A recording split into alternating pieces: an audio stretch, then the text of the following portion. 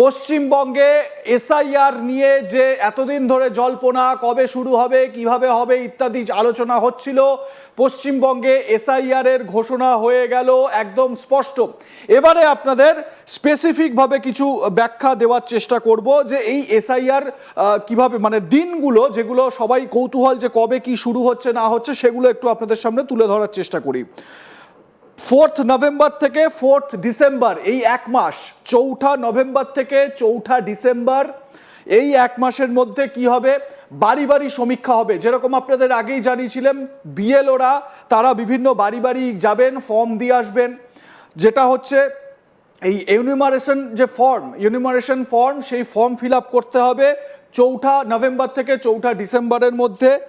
9 December খসড়া তালিকা, draft প্রকাশ করা হবে, খসড়া তালিকা প্রকাশ করা হবে। ফাইনাল যে তালিকা প্রকাশ করা হয় তার আগে যে খসড়া তালিকা, সেই খসড়া তালিকা প্রকাশ করা হবে। এবারে এই 9 ডিসেম্বর থেকে 31শে জানুয়ারির মধ্যে শুনানি হবে। 9 ডিসেম্বর থেকে 31শে জানুয়ারির মধ্যে শুনানি হবে। যাদের নাম বাদ, শুনানিতে কি হবে, যাদের নাম বাদ গেছে তাদের আবেদন নিয়ে শুনানিটা হবে। মানে যাদের নাম বাদ গেছে তারাও নিজেদেরকে আবেদন করতে পারবেন, তারাও নিজেদের প্রমাণ করার জন্য, তারা যে ভারতীয় নাগরিক এটা প্রমাণ করার জন্য তারা শুনানিতে সময় পাবেন। তারপরে যেটা বলা হচ্ছে, 7ই ফেব্রুয়ারি চূড়ান্ত ভোটার তালিকা প্রকাশ করা হবে। 7ই ফেব্রুয়ারি চূড়ান্ত ভোটার তালিকা প্রকাশ করা হবে 7ই ফেব্রুয়ারি। এই হচ্ছে গিয়ে ডিটেলস, এই মুহূর্তের যা সারসংক্ষেপ, যেটা আপনাদের সামনে মানে নির্বাচন কমিশন যেগুলো বলেছে সেই সারসংক্ষেপ আমরা তুলে ধরেছি আপনাদের সামনে। এই মুহূর্তে আমি সরাসরি চলে যাব মুখ্য নির্বাচনী আধিকারিকের দপ্তরে। সেখানে রয়েছেন আমার সহকর্মী সুজয় ঘোষ, আর কিছুক্ষণের মধ্যে সিইও দপ্তর থেকেও একটি সাংবাদিক বৈঠক করা হবে, আরো বিস্তারিত বাংলার মানুষের জন্য তুলে ধরা হবে। সুজয়, প্রথমেই তোমার কাছে জানতে চাইবো যে এসআইআর এর যে দিনগুলো ঘোষণা করে দেওয়া হলো, স্পেসিফিকভাবে এর পরে কাজ কিভাবে শুরু হবে, মানে এই যে ফর্ম ছাপানোর কাজ, তারপরে সেগুলো বাড়ি বাড়ি বিলি করা, বিএলআরওদের যে কাজ, সেই প্রসেসটা কিভাবে হবে, এই মুহূর্তে কি আপডেট পাওয়া যাচ্ছে? দেখো, যেটা জানা যাচ্ছে যে গতকাল একটি সর্বদলীয় বৈঠক হবে বলে আমরা জানতে পারছি, এবং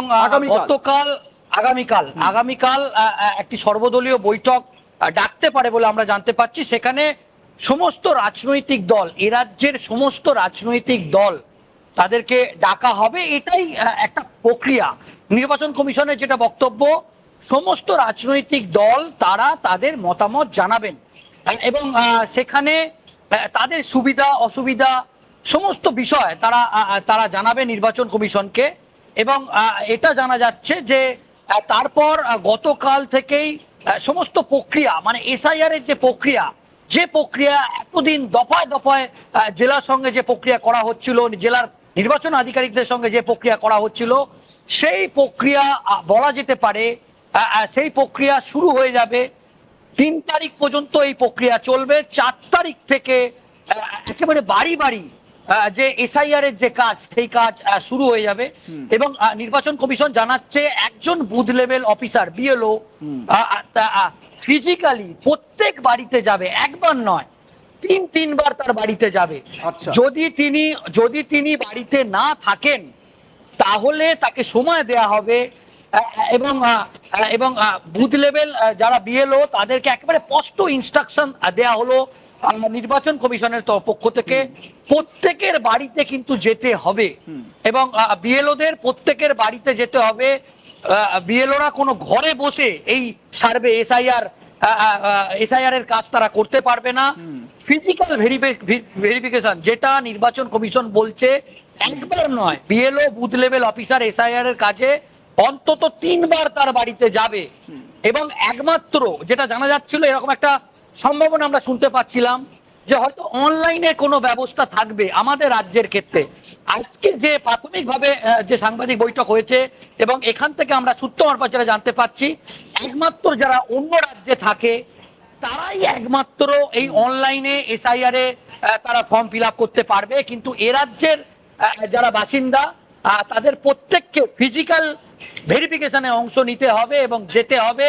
এবং বুথ লেভেল যে অফিসার আছে, ইসিআই এর যে ওয়েবসাইট, সেই ওয়েবসাইটে অত্যন্ত সহজ একটা প্রক্রিয়া করেছে। তার ভোটার আই কার্ডের নাম্বারটা যখনই সেই ইসিআইয়ের একটা ওয়েবসাইটে যে অ্যাপ আছে সেই অ্যাপে যখন তার এপিক কার্ডের নাম্বারটা দেবে, তখন সেই বুথের যে বিএলও যে বুথ লেভেল অফিসার আছে তার ছবি, তার কিউআর কোড, এমনকি তার মোবাইল নাম্বার সেখানে দেয়া থাকবে।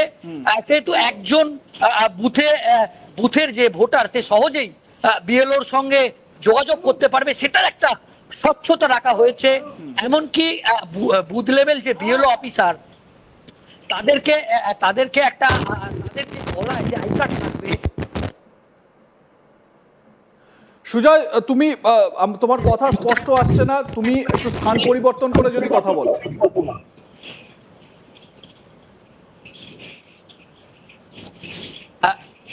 একেবারেই আমরা যেটা জানতে পাচ্ছি যে বিএলও বুথ লেভেল অফিসারদের সঙ্গেই কাল থেকে বেশ কিছু আলোচনা তারা কিন্তু সেরে নেবে বলে আমরা জানতে পাচ্ছি, এবং তারপর ধাপে ধাপে কিন্তু এই যে কাজ, এসআইআর এর যে কাজ, সেই কাজ একেবারে ফুল দমে কিন্তু শুরু হয়ে যাবে। সুজয়, এবারে আমি আরো একটা বিষয় তোমার কাছে জানতে চাই, সেটা হচ্ছে গিয়ে যে এই যে অনেক ক্ষেত্রে দেখা দিচ্ছে যে এই যে 3বার করে বিএলওরা যে যাবেন, তারা সেই 3বার করে গিয়ে তাদের কাজটা কি হবে? মানে একবার হয়তো যে ফর্ম ছাপানো হচ্ছে সেই ফর্মটা হয়তো বিলি করতে গেলেন, সেকেন্ড টাইম তারা কি করতে যাবেন, বা থার্ড টাইম তারা কি করতে যাবেন, স্পেসিফিকভাবে এগুলো কিছু বলা হয়েছে তারা কি করবেন 3বার করে গিয়ে?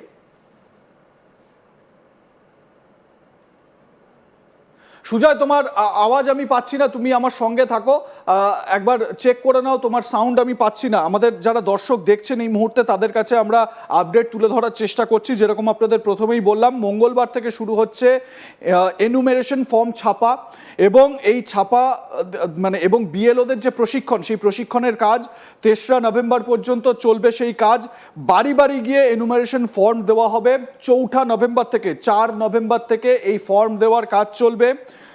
এই কাজ চলবে 4ঠা নভেম্বর থেকে 4ঠা ডিসেম্বর পর্যন্ত। খসড়া ভোটার তালিকা প্রকাশিত হবে 9ই ডিসেম্বর। ভালো করে ডেটগুলো দেখে শুনে নিন। 9ই ডিসেম্বর খসড়া তালিকা প্রকাশ করা হবে। এই তালিকা নিয়ে অভিযোগ থাকলে 9ই ডিসেম্বর থেকে 8ই জানুয়ারির মধ্যে 9ই ডিসেম্বর থেকে 8ই জানুয়ারির মধ্যে জানাতে হবে, এবং অভিযোগ শোনা এবং খতিয়ে দেখার জন্য কাজ চলবে, মানে শুনানির কাজ চলবে। যারা ধরুন প্রথমবার এই খসড়া তালিকা থেকে যাদের নাম বাদ চলে গিয়েছে, তারা তাদের নাম তোলার জন্য যে আবেদন করবেন, সেই আবেদনের সময় পাবেন 9ই ডিসেম্বর থেকে 31শে জানুয়ারি পর্যন্ত। এবং চূড়ান্ত যে তালিকা, সেই চূড়ান্ত তালিকা প্রকাশিত হবে 7ই ফেব্রুয়ারি। চূড়ান্ত তালিকা প্রকাশিত হবে 7ই ফেব্রুয়ারি। এই হচ্ছে গিয়ে পুরো ডিটেলস, যেটা নির্বাচন কমিশনের সাংবাদিক বৈঠকে স্বাভাবিকভাবে এই জানিয়ে দেওয়া হলো।